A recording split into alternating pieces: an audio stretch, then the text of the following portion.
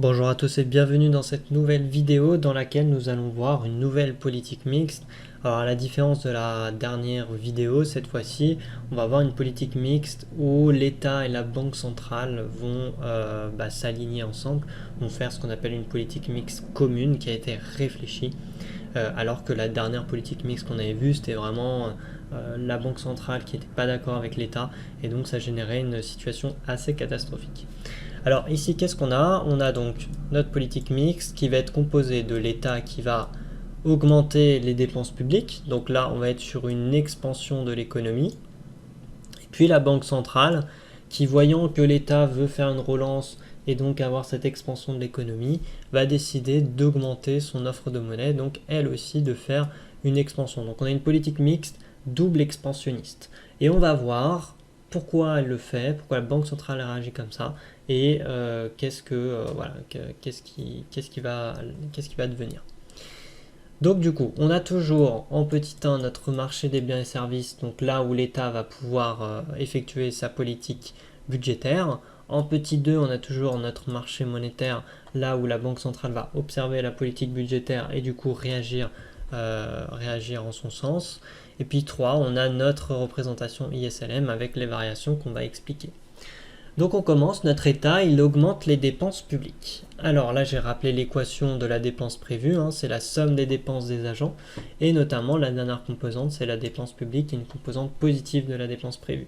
Ça veut dire quoi? Ça veut dire que si la dépense publique augmente, alors la dépense prévue augmente. C'est aussi simple que ça.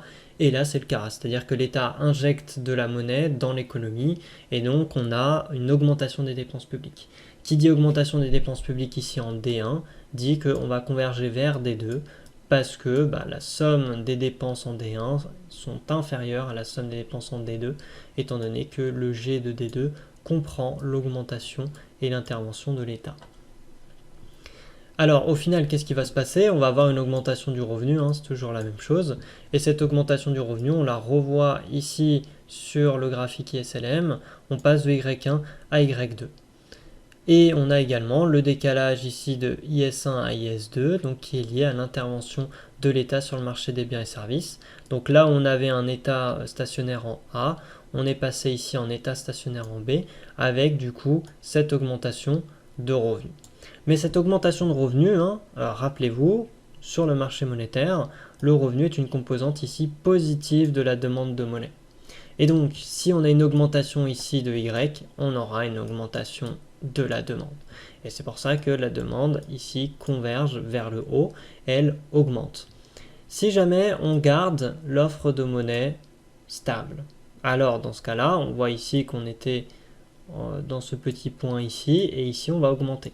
Si on augmente, on a un taux d'intérêt ici qui va augmenter. Pourquoi? Parce que si jamais l'offre reste stable, on va avoir l'offre qui va être inférieure à la demande. Pourquoi? Parce que la demande a augmenté liée à l'augmentation de revenus.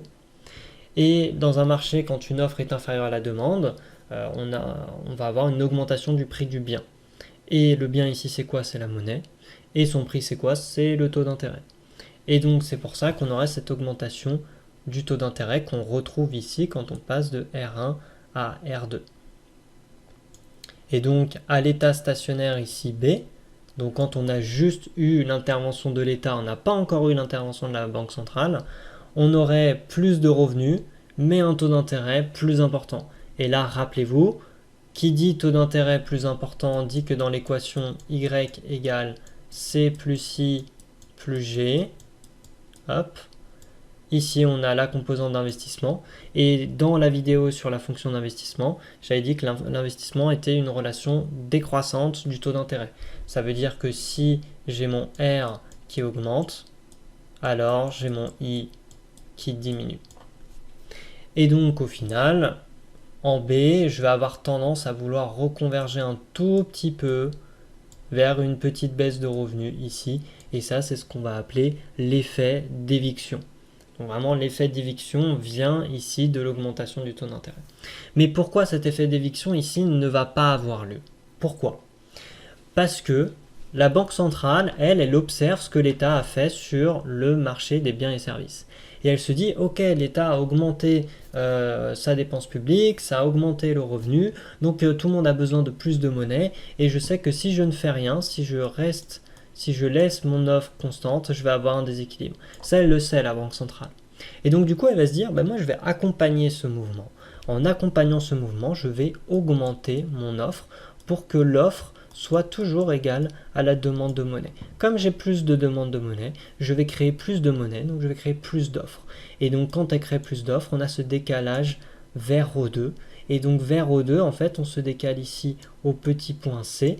Et le petit point C nous dit quoi? Nous dit que à cette nouvelle demande de monnaie, on a cette nouvelle offre de monnaie, et donc on maintient constant le taux d'intérêt. Le taux d'intérêt n'augmente plus. Et sur le graphique ISLM ici, qu'est-ce qui va se passer? Comme on a un déplacement de l'offre de monnaie, on va avoir ici un déplacement vers le bas de la courbe LM, et on va converger vers cet état stationnaire C. Et cet état stationnaire C, il est important. Pourquoi? Parce qu'il se situe à la fois au croisement de IS2 et de LM2, c'est-à-dire LM et IS une fois qu'on a eu la politique monétaire et budgétaire. Et surtout, ce qui est très important, c'est que le taux d'intérêt reste inchangé. Qui dit taux d'intérêt inchangé dit que ici, là, l'effet d'éviction n'a pas lieu. Et donc, comme l'effet d'éviction n'a pas lieu, on va encore plus pouvoir doper la croissance et donc on aura un niveau de revenu encore supérieur. Donc au final, on aura eu une augmentation ici de revenus en A qui sera liée à la politique budgétaire de l'État et une augmentation du revenu ici en B qui serait liée à la politique monétaire de la Banque centrale. Donc on voit bien que si la Banque centrale et les États se coordonnent, on peut aboutir vraiment à de grandes relances économiques où on va avoir énormément d'expansion, à la fois côté investissement privé, mais également au niveau des ménages. Par contre, lorsqu'on a ce type de relance, donc là on a vraiment une politique mixte double expansionniste, là, on peut créer de la surchauffe, on peut créer de l'inflation, on peut créer de la surchauffe économique, on peut créer des bulles spéculatives, que ce soit sur l'immobilier, sur les marchés financiers, etc.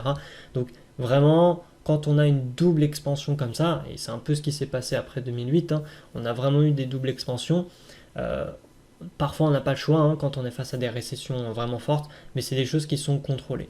En tout cas, on voit bien qu'avec le modèle ISLM, on explique encore bien cette situation, des situations qu'on peut voir dans la vie de tous les jours, du moins en économie. Et on voit que ça marche quand même vachement mieux quand on a une coordination entre les États et les banques centrales plutôt que dans le premier cas où vraiment la banque centrale n'était pas du tout d'accord avec l'État et donc forcément on avait des problèmes. Donc voilà, j'espère que cette vidéo vous a plu. N'hésitez pas si c'est le cas à liker, à partager, à laisser un commentaire sous la vidéo et bien sûr à vous abonner, ça permet de soutenir la chaîne. Et puis moi je vous dis à très bientôt dans la prochaine vidéo. Ciao à tous.